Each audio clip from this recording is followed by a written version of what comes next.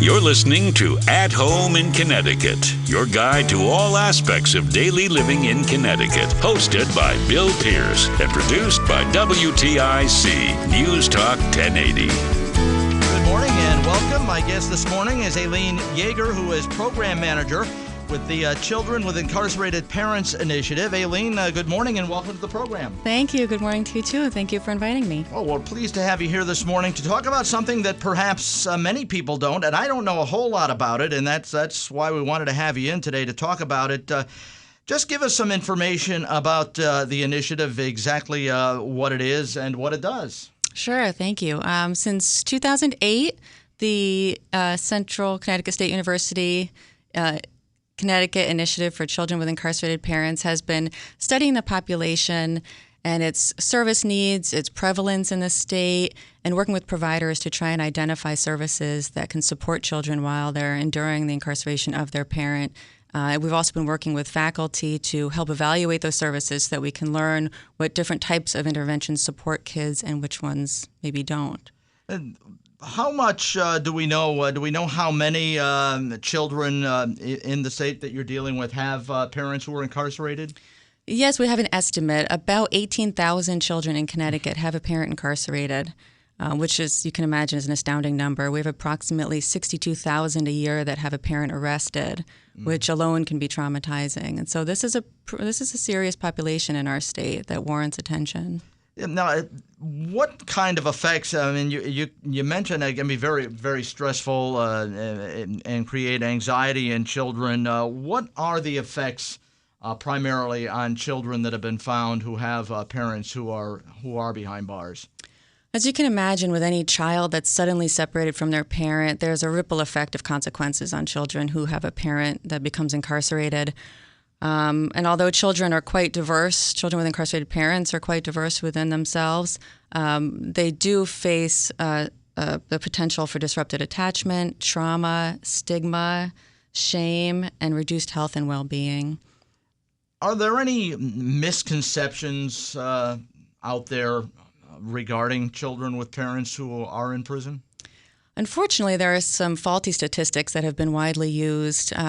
People have stated that 7 out of 10 children with incarcerated parents will end up incarcerated themselves, and that children with incarcerated parents are 6 times more likely than other kids to end up involved with the criminal justice system. And we actually worked with Dr. Jim Conway from Central's Psychological Sciences Department, who conducted a study to research that data, because nationwide people have long stated those statistics were inaccurate and were really causing children, is really exacerbating the stigma against them and the negative perception about their likelihood of success in the future. And through Dr. Conway's research, we learned that the numbers are wildly inaccurate. There is a slight increase in the likelihood of criminal justice involvement. It's about 3 times as likely, and 3 out of 10 children with incarcerated parents may end up involved with the criminal justice system. But it's not nearly the statistics that have been stated. And when you couple that with the research on health, trauma, and stress, it's been shown that just the separation alone from a parent can cause traumatic symptoms in children, and it can actually lead to changes in their brain architecture, which of course then has consequences for their development. And it's traumatic trying to grow up, and no matter what the situation is, when you've got a parent who is not in the home, then that puts pressure on the other parent, or perhaps there's another person in their lives involved, somebody else, perhaps a family member who becomes involved in their lives, and it's very disruptive to what many people would consider family. Right. It puts a lot of strain on the remaining caregiver, assuming it's even the same caregiver. Some children, of course, get moved to live with other people.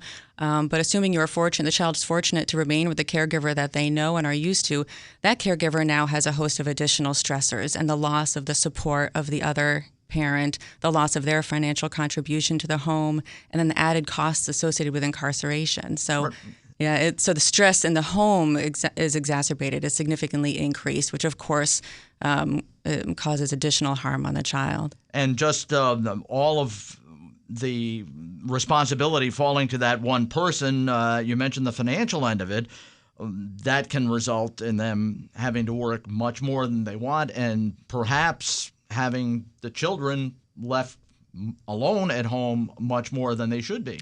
Right. Approximately 65% of caregivers that have another caregiver incarcerated says that they can't meet basic needs.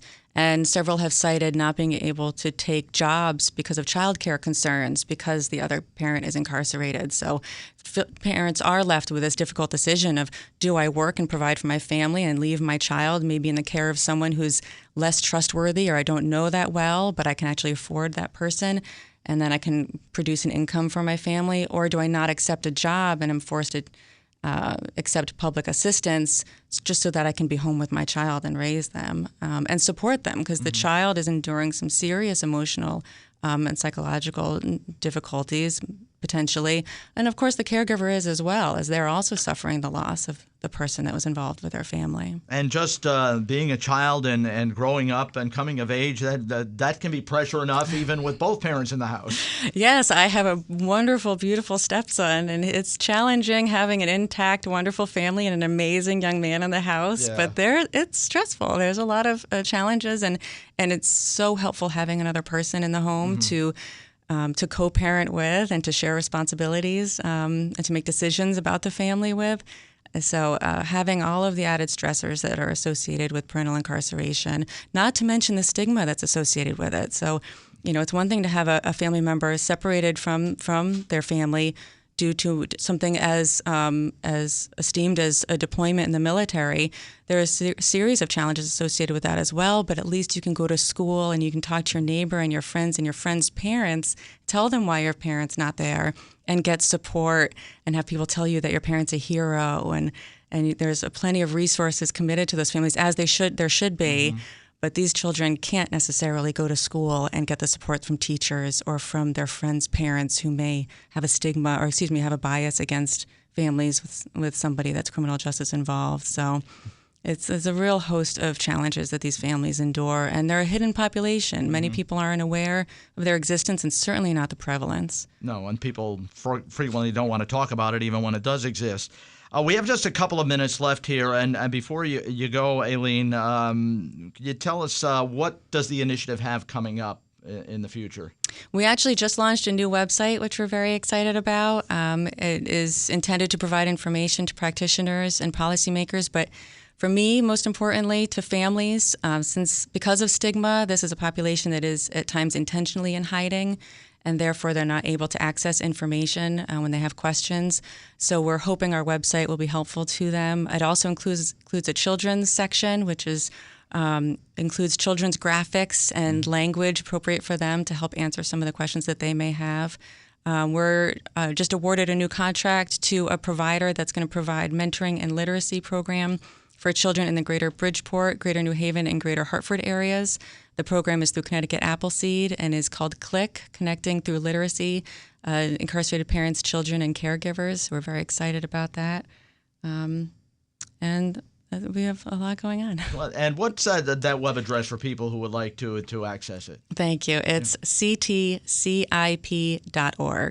All right, very good, Aileen. Thank you very much, and hopefully we've raised some awareness here about the initiative this morning. Thank you so much, Bill. You're welcome. That's Aileen Yeager, who is Program Manager with the Children with Incarcerated Parents Initiative. That's our program for this morning. I'm Bill Pierce. Join me again next Sunday. You've been listening to At Home in Connecticut, a public service project produced by WTIC News Talk 1080.